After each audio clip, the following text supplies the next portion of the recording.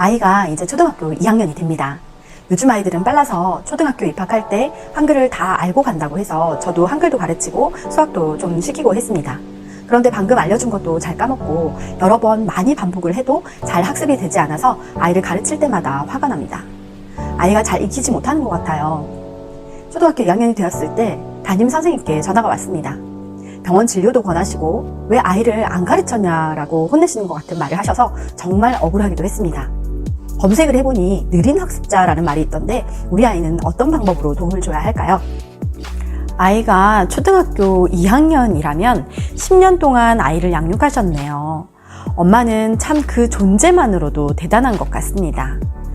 우리가 양육받은 환경과 다르게 요즘은 아이들에게 더 관심 있게 씻기고 먹이고 입히고 재우고 또 가르치기도 해야 하죠.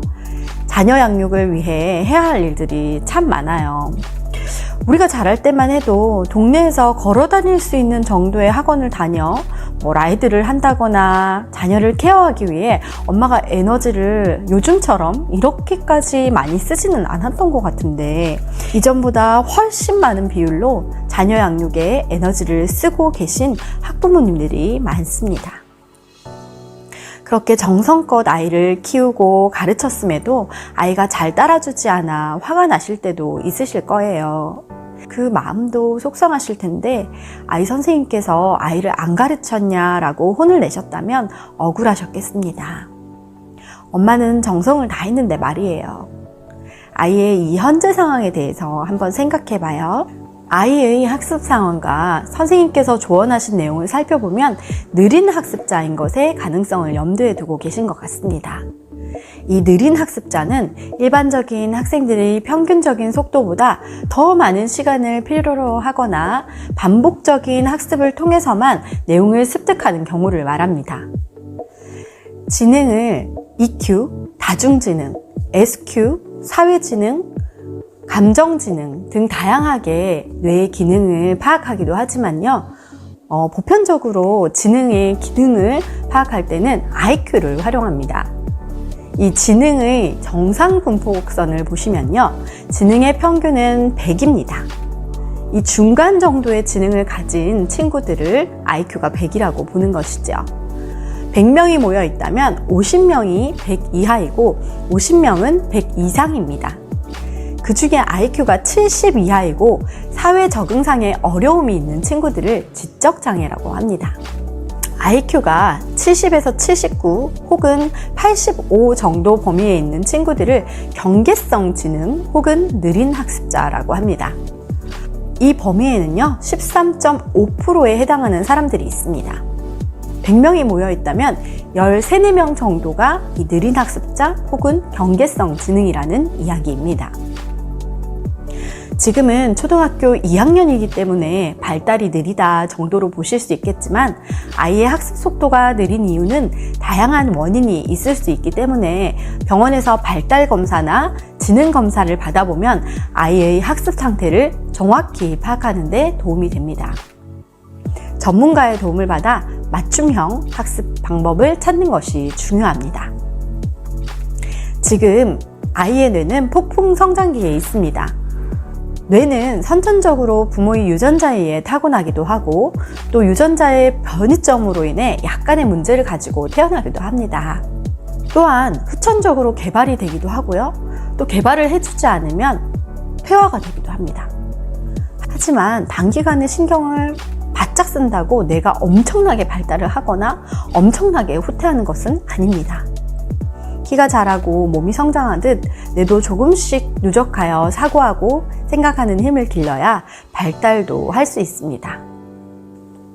간혹 발달이 느려 남들 보기 부끄럽다며 낮은 수준의 학습을 해야 해서 가르치려 하지 않거나 혹은 부족하다고 너무 닥달을 해서 아이를 가르치려 하다가 배움에 흥미를 잃어 공부를 하자고 하면 울거나 도망가거나 배우는 행위 자체를 거부하는 아이들이 있습니다. 다른 아이와 비교하지 말고 내 아이의 성장과 발달에 집중하여 아이가 한 발짝 걸었을 때 기뻐서 박수쳤던 그 마음처럼 또 처음 엄마? 하고 불렀을 때 행복했던 그때처럼 아이의 성장을 지지하고 함께 기뻐하며 세상을 배워나가도록 돕는 부모의 태도가 필요합니다. 심리적 안정과 감정의 안정이 우선이 되어야 학습의 동기도 생긴다는 것을 기억하세요. 자칫 아이의 학습이 느린 것이 아이가 잘못한 것처럼 아이를 대하시는 부모님들도 있으십니다. 아이가 학습이 느린 것은 잘못이 아닙니다. 부정적인 반응을 보이지 않고 작은 성취에도 칭찬해주며 자신감을 키워주세요. 아이가 스스로 배움을 즐거워하고 나는 할 수 있다는 믿음이 있어야 자신의 능력을 발휘하여 세상에 나아갈 수 있답니다. 발달이 느리거나 느린 학습자, 경계성 지능, 지적 장애에게 효과적인 지도 방법은 친절하게 반복하는 것과 다양한 방식의 설명을 해주는 것입니다. 아이가 선호하는 감각이 있을 거예요.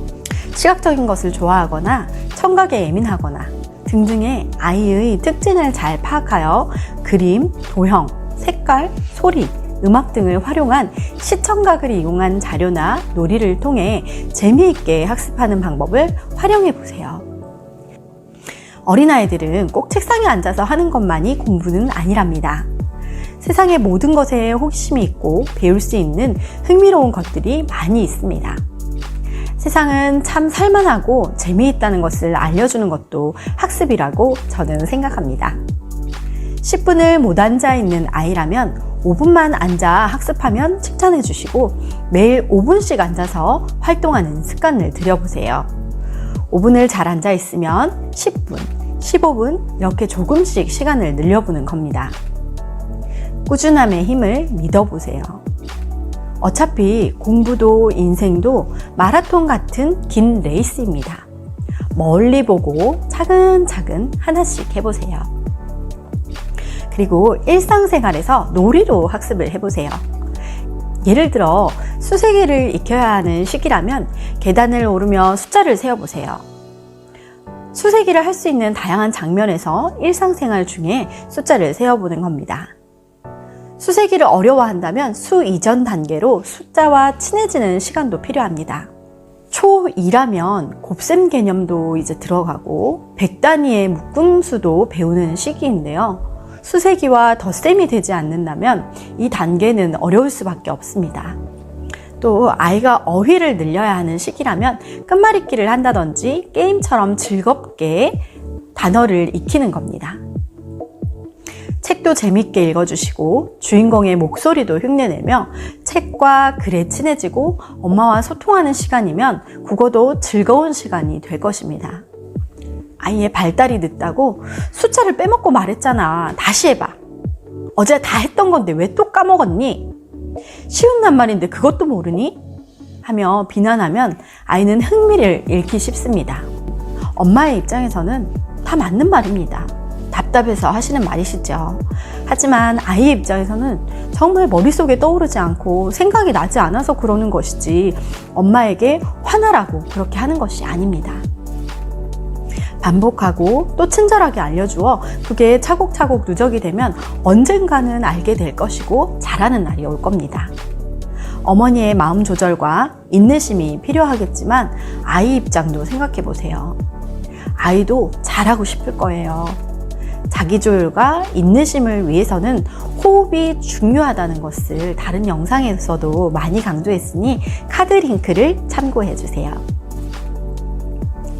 옆집 아이, 다른 형제의 발달 과정, 또 친구 또래를 비교하면 우리 아이 수준을 인정하기 어려워 아이 수준에 맞지 않는 목표나 학습을 하는 경우도 많습니다. 아이의 수준을 정확하게 파악하고 우리 아이 발달 과정에 맞는 학습을 천천히 진행하는 것이 필요합니다. 한 자릿수 더하기가 안 되는데 두 자릿수 더하기가 될 리가 없습니다. 덧셈이 안 되는데 뺄셈 곱셈이 될 리가 없겠죠. 마음이 조급해서 따라가기에 급급하면 덧셈조차 못하게 됩니다. 소규모의 단계로 성취를 느낄 수 있도록 지도하는 것이 좋습니다. 전문의에게 진단을 받았을 때 아이에게 크게 문제가 없다고 하셨다면 어느 시기에 아이 스스로가 잘하고 싶은 마음이 들어 열심히 따라잡을 시기가 옵니다. 그런 시기가 올 거라고 믿어보세요. 혹시 전문의에게 진단을 받았을 때 예상하지 못한 진단이 나왔다면 그 결과를 빨리 인정하고 아이를 돕는 방법을 찾아보셔야 합니다. 그게 아이를 사랑하는 마음으로 돕는 부모의 태도일 거예요. 도대체 작가의 그림 에세이. 일단 오늘은 나한테 잘합시다 라는 책에 이런 이야기가 나옵니다. 인삼밭에 인삼들이 다 묻혀 있었는데 한 인삼이 난 행복한 인삼이야 이렇게 살고 있었대요. 그런데 알고 보니 인삼이 아니라 고구마였던 거예요. 그래서 다른 인삼들이 너 인삼 아니고 고구마야. 넌 고구마라고 말했는데 고구마가 진짜? 그렇다면 난 행복한 고구마야. 이렇게 행복한 인삼이었다가 행복한 고구마가 되었대요. 결국에는 자기가 뭔지 중요하지 않고 그냥 자기는 자기여서 행복한 거랍니다. 우리 아이가 인삼이어도 고구마여도 사랑하는 나의 아이임은 변하지 않음을 기억하고 행복하시기를 소망합니다. 사랑합니다. 고맙습니다. 축복합니다.